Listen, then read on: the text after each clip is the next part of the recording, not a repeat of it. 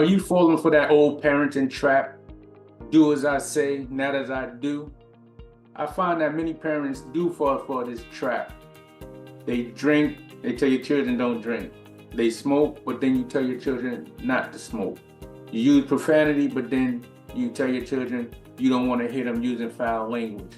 This is a perpetual contradiction in like how you parent, right? Because as parents, you want to see yourself as the model, right?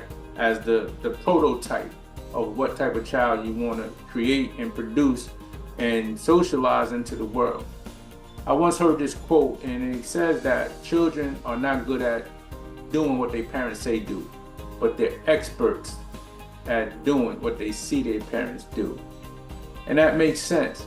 And throughout my career, I have found that parents fall into this trap of telling your child to do one thing while you mimic and model something else. You have to understand what they see is what they will be. Now, my name is Taharka Sankara, and I'm a licensed clinical social worker. I'm a licensed clinical alcohol and drug counselor. I'm also certified in trauma-focused cognitive behavior therapy.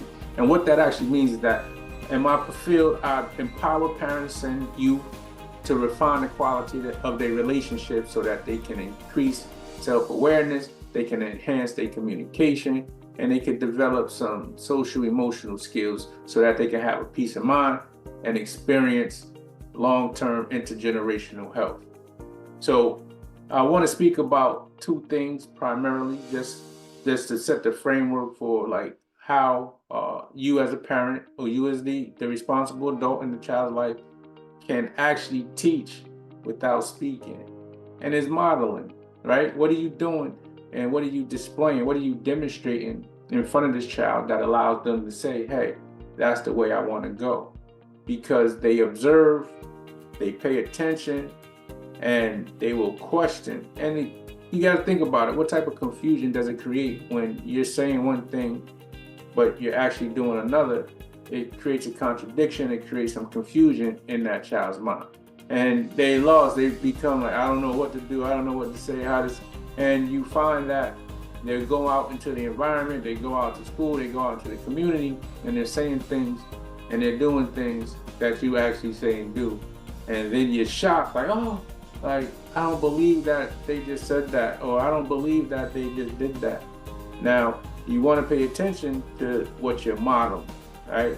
If you tell them you don't want them to see them fighting and getting into all this type of physical violence and conflict with each other, but if physical discipline is something that you engage in, you're teaching them the message that when someone violates, someone does something wrong, you engage in physical altercation.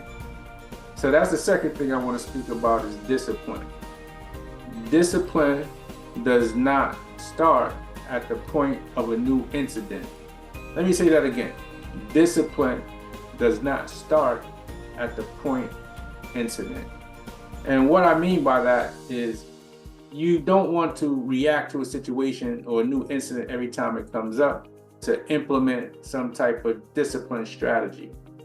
And you want to be able to look at discipline not as something that's done as a form of punishment, not as something that's done just to implement some type of penalty for a violation. Discipline is cultivating and directing and nurturing and creating a consistency of a pattern of functioning, right? So it's a skill set.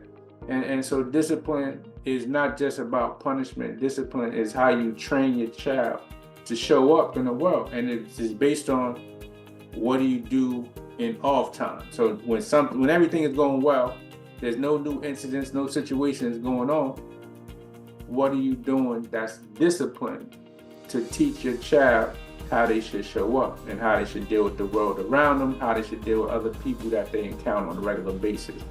So when you think about your modeling and the discipline strategy that you may use, you want to think about how do you function on a consistent and regular basis to make sure that there's no contradiction in what it is that you're trying to teach your child. So if you want to engage in this conversation a little more, I advise you to join us in the Next Gen Parenting group. where you get a chance to interact with other adults, responsible adults, other parents, aunts, uncles, teachers, community members, whoever, grandma, grandpa. But you want to be around a group of people in community that helps to create this village so that you can develop some skills and have some tools that can enhance some of the things that you may do on your parenting journey.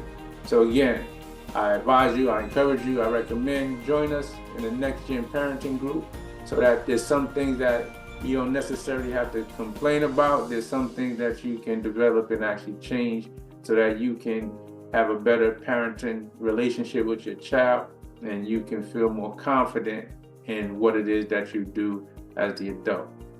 So I look forward to seeing you in the room.